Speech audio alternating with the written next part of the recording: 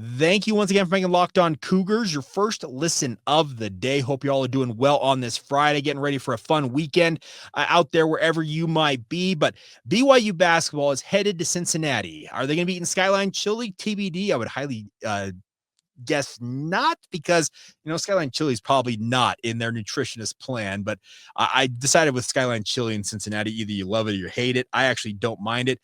The best way to eat Skyline Chili, eat it on a hot dog. If you've been to Cincinnati, you know what I'm talking about. That's the best way, I think, to consume it. But nonetheless, BYU is headed to face off against the Bearcats. And can BYU recreate what they did to the Bearcats in their first matchup in Provo? I'd be hard pressed to think that, because BYU shot, was it 62% from three? Like, it was just, they absolutely ran away from Cincinnati in the second half of that game. And it's probably the most impressive victory, or most dominant victory, of the Big 12 season to date for BYU basketball. The thing is, BYU has to focus on this game and understand getting a split of your games, going 1-1 this week after the loss to Arizona. That's got to be the focus. You can't look ahead. You can't look back. You got to focus on the here and now, because this is a league, and Cincinnati proved it. Cincinnati and any other team out there, maybe besides Colorado, because Colorado is pretty pitiful right now. Bigger point you made is anybody can beat anybody on any given night in this league, and BYU's got to be ready for it, because Cincinnati is going to be smarting. They're going to be upset. They're going to want some revenge on BYU after that loss to the Cougars. It was amidst a 4-game losing streak. They had lost to Utah, obviously, after losing at BYU, then lost to West Virginia, bounced back with a 93-83 win at UCF earlier this week, and now they're back home looking for revenge on the Cougars. This is a big opportunity for BYU to win another road game.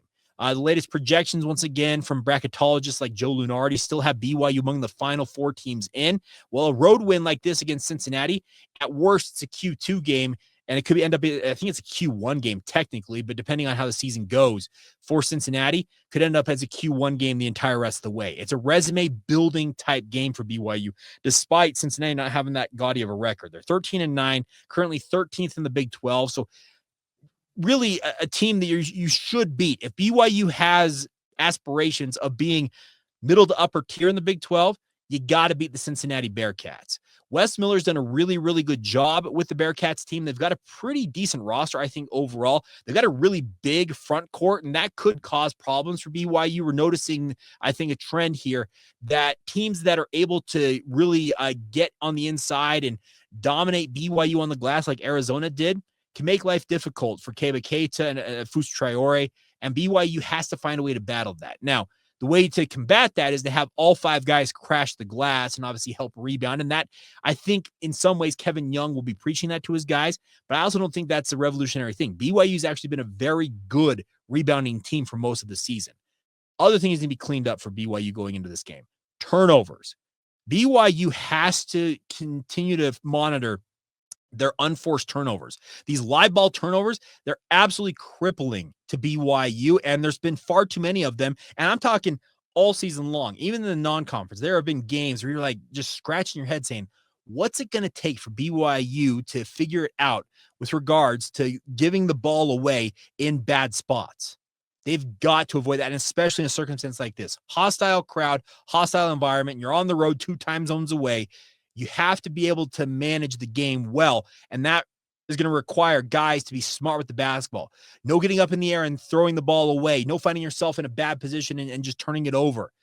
BYU has to be better about managing the overall tenor of this game. And the other part of this is, can we see a better free throw shooting performance? Now, here's the deal. The more I watch college basketball this season, especially in state, Utah, et cetera, I think it's just an issue across college basketball. For whatever reason, the art of getting free points, it's called a free throw because you have nobody in your face. You're shooting at the line. It seems to have gone by the wayside to a level. Is it mental? Is it just getting reps up? Is it shooting 100 after practice every day, 1,000? I don't know. But free throw shooting will forever bug me as a Joe Blow who sits on his couch and critiques high-level athletes. I just don't get it. It seems like it should be something that BYU should be better at, and I hope that they can be better about it in this circumstance, because they struggled on Tuesday night against Arizona. In our postcast, I failed to note that. A number of you pointed it out in the comments, and for good reason, because it continues to be an issue, much like the turnovers for BYU, the inability to rebound against some of these bigger lineups in the Big 12. Those are key things BYU has to focus in on this game. I think they can take confidence from what they did against Cincinnati in that first matchup at home and say, hey, these guys wilted in the second half. Let's go do it again and run away from these guys. Richie Saunders had one of his very good performances in that contest. The bigger point to be made is they have to do it as a team. You need to see guys, and it could be Richie Saunders. It could be a Dallin Hall. It could be Yegor Demon. It could be Fousseyni Traore. Somebody is going to stand out in this game for BYU, but as I said on our postcast from Tuesday night after Arizona, Yegor Demon led BYU with 16 points. Nobody else seemingly went with him. And what I mean by going with him is having that second and third score that goes out there and helps lead BYU to a victory. You've got to have the contributions from across the roster. You're always going to get consistent contributions from guys like a Dawson Baker. And that's 8-10 points a game. That's great. But you need more from your star players. And like I said, that's Richie Saunders. That's Yegor Demon, Cannon Catchings, Fousseyni Traore.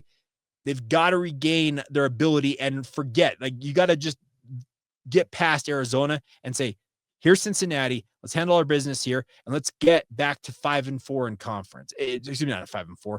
They're better than that right now. But they were 5-4 after the Arizona game. They're 15-7, sixth in the Big 12 right now overall at 6-5. But I look at this as a big opportunity for BYU, notwithstanding Cincinnati being bottom tier of the conference right now.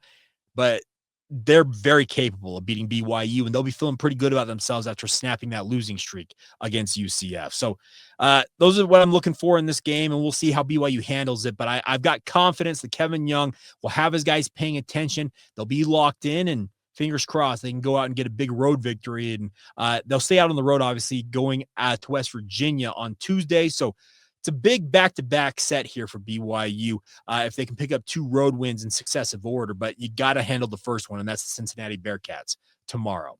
All right, more questions coming up from you, our listeners from the Locked On Cougars Insider Group. Truthfully, appreciate all the support, all the love you guys send, I should say, every single day here on the podcast. Our download numbers, interaction, the overall, like I said, the love you guys pass along has never been stronger here. So once again, as always, thank you for making Locked On Cougars your first listen of the day. Please subscribe, rate, review, share with your family and friends, like this show, do whatever you got to do to help us build the audience and be everydayers. Once again, with us right here on the Locked On Cougars podcast.